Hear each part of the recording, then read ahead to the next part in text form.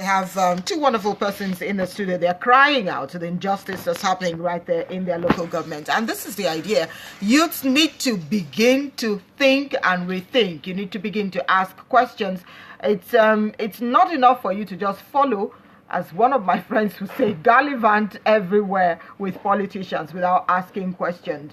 Well, Ilaje Local Government is in focus tonight, right here on the Daily Report, and two people are talking about what it is they go through, or their folks go through, with uninterrupted darkness, as Olajuwon George actually put it. The messages are coming in, but before we begin to take your messages and, of course, your calls, Juwon, you're going to talk to us about some of the sons and daughters who hail from that local government. What have they done to, address this problem that both of you are talking about on the program tonight? Okay, thank you very much. Basically, this we have notable sons and daughters from Ilaje Local Government, all right? And I quickly want to say that there's a limit to which individuals can do when it comes to power, because power supply is an exclusive responsibility of the federal government.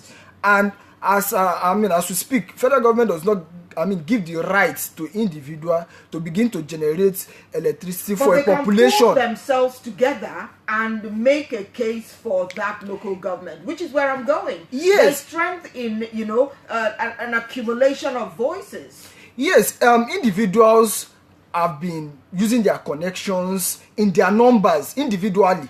In fact, it went as far as, if I tell you that an Ilaje son has actually extended this case to the office of the vice president.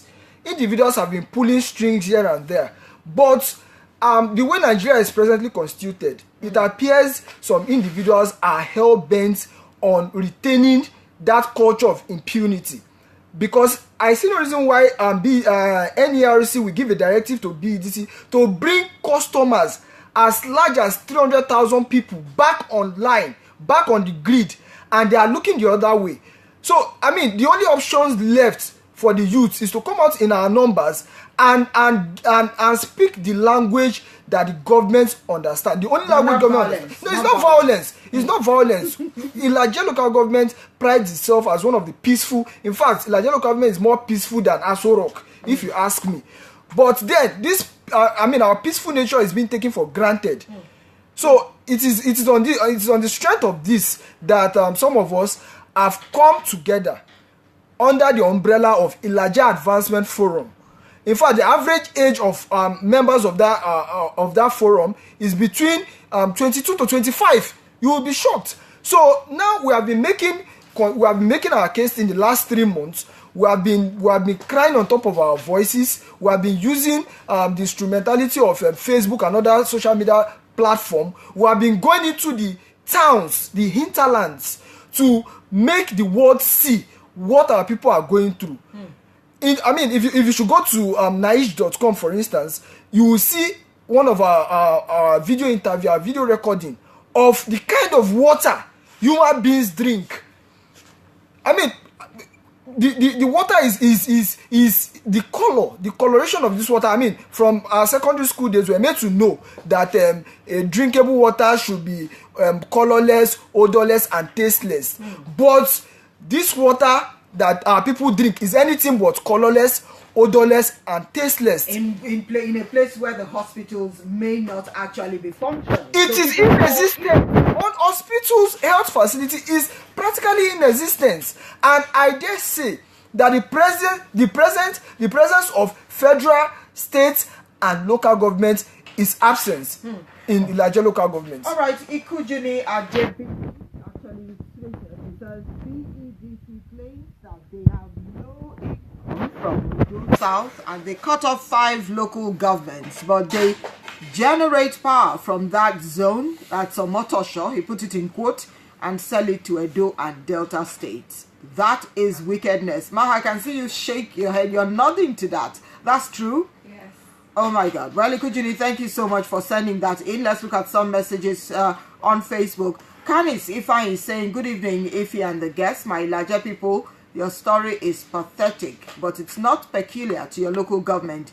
It is a situation we found ourselves in, this enterprise called Nigeria. Bolaji Abonde is saying our major problem is not generation but distribution.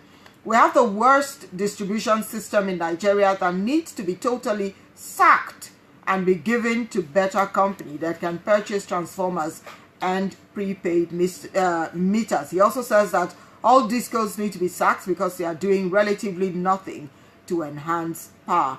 Maha, what do you think about that? Is it possible? Is that some kind of solution to the problem we're talking about tonight? The funny thing is, if you go to these communities, they are very strong tensions, but I don't understand why it is not powered. They have everything there. They have everything in place. But the funny thing is, most of their transformers have grown trees, have grown bushes, but they do have them. They have transformers, they have high tensions, they have the wires, they have the poles, very strong poles. As in, even the poles in Lagos are not as strong as those poles they have there. They have very strong poles. But the funny thing is, they are not powered. We do not know why. When you call, remember to turn down the volume on your radio set. It's really not nice that we can hear ourselves on your radio whenever you call into the show. You get through, turn it down, or walk away from the radio set. Good evening. Good evening. Good evening, Mr. Olajuwon and Madam. Good evening, ma. Good evening, ma. I'm Saturday from Abeokuta. Thanks for calling. Good evening. Good evening. In fact, it is embarrassing as a nation. So for how long should we continue to remain a third world country? That status is even very scary to me at 21st century. You see, let me say this. It's rather sad and human to be hearing that even the Ilaje local government people will be coming up and then they will not be adding life. In terms of giving to the country, they have been able to use their potentials and their capacity to give to this country. Yes, they are the one lacking in that, being put in abject darkness. You see, I think it's a sin, let me put it this way, that even corrupt, to say that we are enjoying life. Somebody said it, I think you mentioned it while you were doing your introductory aspect of this program. You see, we are not enjoying life at all. As I'm talking with you, I'm running my generator, I'm fueling it myself here, as I'm speaking with you in Lagos from Abeokuta. You see, these people are not ready to embrace responsibility carefully at all. So we need to help Honorable Bajabi Amila, that legislator, to probably put in shape that bill. That bill must sail through. The bill to criminalize outrageous stealing. It must sail through by the grace of God. But if we don't put these people in their, to sign them up in their own way, they will continue to probably mess this country. They are not looking from the light to the darkness to light at all. It's just the same thing. You see, we need to ask the National Assembly. If the only thing they will be able to do for us, I will be mostly happy. And we should be happy for them to do it. You see? All right, then. Thank you very much. That's so much we can take from you. Kaide, Ma, before I move away from you, what do you think the solution will be to this problem that's been with your local government in the last 10 years? I think the solution is the politicians should come together.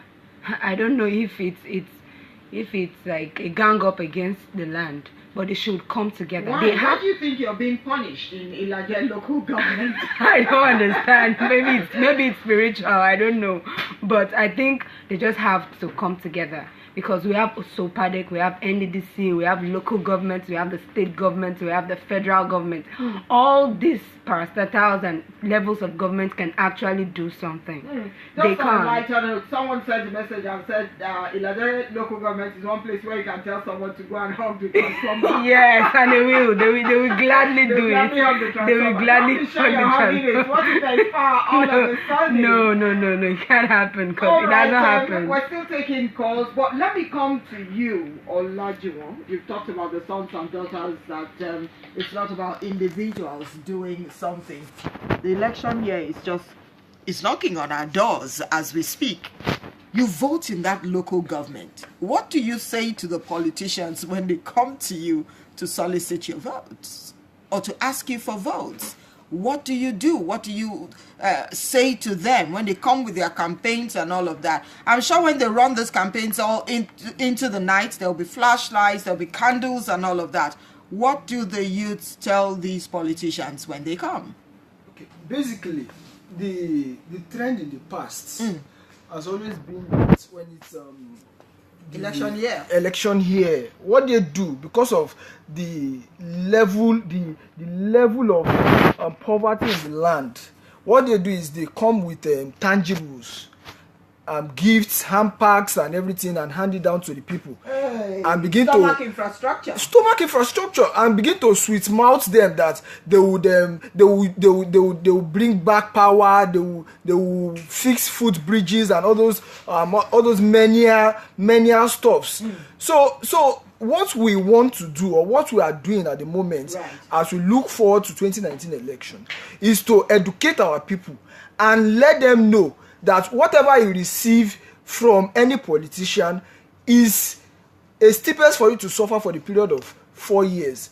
And I believe our politicians, they are getting the message already, because I doubt if any politician in Ilaje Local Government at the moment will have the temerity to go to the people this time around and tell them and make any flimsy promise that they cannot live up to.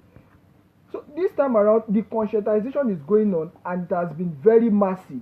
And the reason why we have been going to media houses, using the instrumentality of social medias to educate and speak out to the world, is that by the time we go into 2019 election and they observe gross apathy, because we don't intend to participate in the election, because we don't believe we are voting anybody to work for us. All right, there you go. You heard it. We need to go on this break. But Yumola Adiola, before we run off on this break, you're asking for the number to call. It's 0706 2500 247. That's 0706 2500 247.